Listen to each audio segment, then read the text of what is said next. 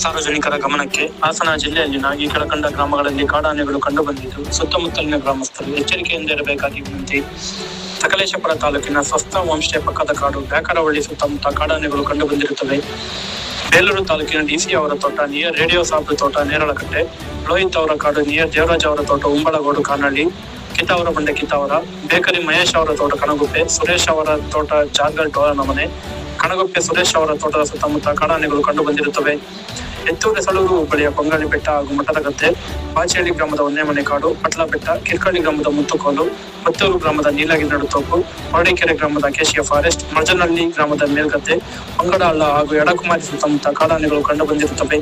ಸಾರ್ವಜನಿಕರು ಕಾಡಾನೆಗಳಿಂದ ಎಚ್ಚರಿಕೆಯಿಂದ ಇರಬೇಕಾಗಿ ವಿನಂತಿ. ಕಾಡಾನೆಗಳು ಕಂಡು ಬಂದಲ್ಲಿ ತುರ್ತು ಸಹಾಯವಾಣಿ 9480817460 ಅಥವಾ 9481991326ಗೆ ಕರೆ ಮಾಡಬೇಕಾಗಿ ವಿನಂತಿ. ಇದು elephant task force control room, ಅರಣ್ಯ ಇಲಾಖೆ ಹಾಸನ ವತಿಯಿಂದ ಪ್ರಕಟಣೆ.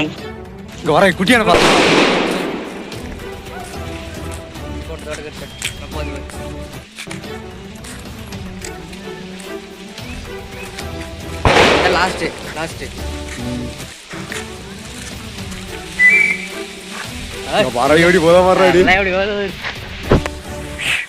ಹಲೋ ಬನ್ನಿ ಡಾಕ್ಟರ್ ಬನ್ನಿ.